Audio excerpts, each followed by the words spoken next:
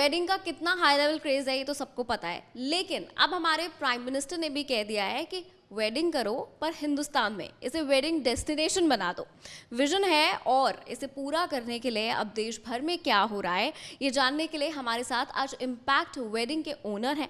पहले उनसे जान लेते हैं कि वो क्या करते हैं और इस विजन को आगे बढ़ाने के लिए क्या कर रहे हैं। सर पहले कुछ बताइए आपके बारे में। थैंक यू मैम, मेरा नाम संदीप उपाध्याय है। मैं इम्पैक्ट वेडिंग को हेड करता हूँ। बेसिकली हम लोगों ने अपना सफ़र स्टार्ट किया है करीबन 13 साल पहले। हम लोग वेडिंग प्लानिंग के कॉन्सेप्ट को लेके यूपी में आए थे। इनफैक्ट वो दौर ऐसा था जब हमें काफ़ी एजुकेट करना पड़ता था मार्केट को कि वेडिंग प्लानिंग क्या है, क्योंकि ज़्यादातर लोग तब बड़े ही मतलब हर घर में शादी तो होती थी, बट लोग खुद ही उसको व्यवस्थित कर लेते थे। उन्हें उतनी इम्पोर्टेंस नहीं पता थी कि भी प्रोफेशनली वेडिंग्स कैसे डन होती हैं। हम लोगों ने कोशिश की अपनी टीम के साथ में कि हम बेटर रिजल्ट्स दे पाएँ वेडिंग्स को लेके, और अब हम लोग 2024 में हैं और बहुत बड़ी बड़ी शादियां कर रहे हैं। मुझे लगता है मोदी जी का जो अपना थॉट है वेड इन इंडिया, ये जो थॉट है ये बहुत अच्छा थॉट है। अगर मैं पास्ट में देखूं तो इनफैक्ट कोविड के समय को अगर छोड़ दूं तो 2020 तक इनफैक्ट करीबन 650 वेडिंग्स आउट ऑफ इंडिया जाती थी। तो जब पीएम ने इस बात को बोला है और पीएम इसको लेके काफ़ी जागरूक रहे हैं तो वो काफ़ी नंबर गिरा है, और अभी आपने देखा कि बहुत सारी वेडिंग्स अचानक इंडिया में होने लगी जो बाहर जाती थी। इनफैक्ट बाहर जाने की अपनी कुछ प्रॉब्लम्स भी हैं, कुछ अच्छी चीज़ें भी हैं, कुछ ख़राब चीज़ें भी हैं, बट मुझे लगता है कि इंडिया में आपके पास में अच्छी डेस्टिनेशंस हैं, लाइक जयपुर, उदयपुर, गोवा, आगरा, मालदीव्स, मतलब मालदीव्स या लक्षद्वीप, इनफैक्ट जिसको मालदीव्स को तो इनफैक्ट धोया है प्राइम मिनिस्टर ने अच्छी तरीके से। तो मुझे लगता है इंडिया में काफ़ी अच्छी डेस्टिनेशंस हैं जिस पे आदमी जाके और वेडिंग्स कर सकता है। इनफैक्ट यूपी को लेके हम लोग काफ़ी कंसर्न है। मैं यूपी वेडिंग इंडस्ट्री एसोसिएशन का जनरल सेक्रेटरी भी हूँ। यूपी को हम लोगों ने काफ़ी बढ़ाया है, चाहे वृंदावन हो, आगरा हो, या अब अयोध्या हो, बनारस हो, हम लोग काफ़ी वेडिंग्स कर रहे हैं। तो मुझे लगता है आने वाले दिनों में जो उत्तर प्रदेश है वो वेडिंग में काफ़ी सिग्निफिकेंट रोल प्ले करने जा रहा है। Thank you. सर एक सवाल मेरा ये होगा कि जैसे आपने बोला कि 650 शादियाँ बाहर होती थी, तो मुझे लगता है कि इसके पीछे कहीं ना कहीं एक रीज़न ये है कि इंडिया में जो वेडिंग डेस्टिनेशन वेडिंग है वो एक्सपेंसिव है। लोगों को लगता है कि यार इतना पैसा खर्च कर रहे हैं तो फिर बाहर चल लेते हैं। तो इसको सेटल करने के लिए आप लोग क्या कर रहे हैं कि कुछ अफोर्डेबल लगे लोगों को यहाँ शादी करना? देखिए मैम, लोग एक्चुअली प्रॉब्लम सस्ते या महंगे की नहीं है। मेरा अपना मानना है कि जब हम लोग बाहर, आप ये तो बात मान ही लीजिए कि जो बेस्ट हॉस्पिटैलिटी है वर्ल्ड की वो इंडिया में अवेलेबल है। वो आपको थाईलैंड में नहीं मिल सकती, बैंकॉक में नहीं मिल सकती, टर्की में नहीं मिल सकती, जो कि प्रोमिनेंट डेस्टिनेशंस हैं वेडिंग्स में जहाँ पे शादियाँ जा रही थी।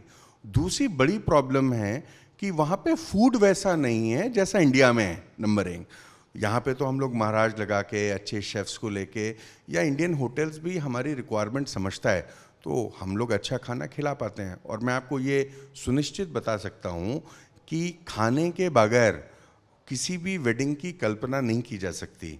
तो मुझे लगता है कि ये महंगे और सस्ते का मामला नहीं है, ये एक्सपीरियंस का मामला है।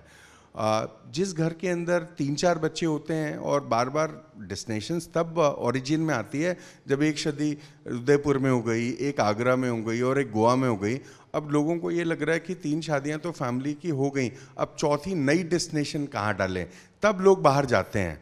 मगर मुझे लगता है कि जब से प्राइम मिनिस्टर ने इस बात को बोला है और अभी जो इंफ्रास्ट्रक्चर इंडिया के अंदर वेडिंग को लेके क्रिएट हुआ है, ये नंबर्स काफ़ी गिरे हैं, नंबर 1। और मुझे लगता है कि आने वाले दिनों में डेफिनेटली इंडिया में जिस तरीके के होटल्स आ रहे हैं और जिस तरीके की हॉस्पिटैलिटी दी जा रही है, मुझे लगता है वेडिंग इन इंडिया या वेड इन इंडिया ये बहुत बड़ा कॉन्सेप्ट होगा। लोग बाहर कम जाएंगे ज़रूर, क्योंकि लोगों की अपनी अपनी इच्छाएं हैं, बट मुझे लगता है वो नंबर बहुत कम होगा। Thank you.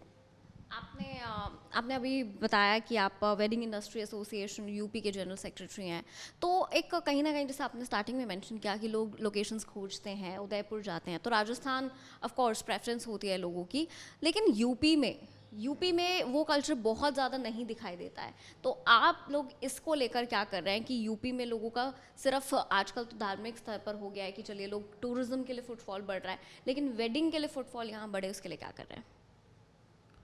मैम स्पेसिफिकली अगर आगरा या उत्तर प्रदेश की बात करूं तो कनेक्टिविटी बहुत अच्छी है। बाय रोड बात करूं, अब तो कुछ फ्लाइट्स भी चल रही हैं इनफैक्ट, और मुझे लगता है कि पिछले 5-6 सालों में हमने देखा है कि ऑल ओवर इंडिया के लोग ट्रैवल कर रहे हैं यहाँ पे। ये जो सर्किट है बेसिकली ब्रिज का सर्किट है। मुझे लगता है ताजमहल से बड़ा कॉन्सेप्ट तो पूरे वर्ल्ड में नहीं है। लोग ज़रूर चाहते हैं कि शादी जैसी इम्पोर्टेंट चीज़ उस जगह पे हो जहाँ पे ताजमहल जैसा मॉन्यूमेंट हो, तो ये अपने आप में ही अच्छा लगता है, सुंदर लगता है, नंबर 1। दूसरी बात ये है कि यहाँ का जो फूड है ब्रिज का वो बहुत शानदार है, और डेफिनेटली नंबर ऑफ़ होटल्स यहाँ पे ज़्यादा हैं पिछले कुछ समय में।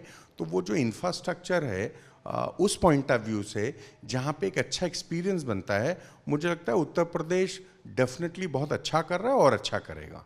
Yes, thank you so much for joining us sir. तो हमारे साथ थे Sandeep Upadhyay, impact wedding industry और यूपी के वेडिंग एसोसिएशन के भी जनरल सेक्रेटरी हैं। उन्होंने बताया, हमने फिलहाल यही बातचीत की है कि इंडिया में डेस्टिनेशन वेडिंग को लेकर क्रेज़ जो बढ़ रहा है वो और कैसे बढ़े और उसे कैसे बढ़ाया जाए, फुलफिल उसे कैसे किया जाए, इस पर हमने बातचीत की। आपके क्या ओपिनियन है कमेंट सेक्शन में ज़रूर शेयर कीजिए। देखते रहिए एबीपी लाइव।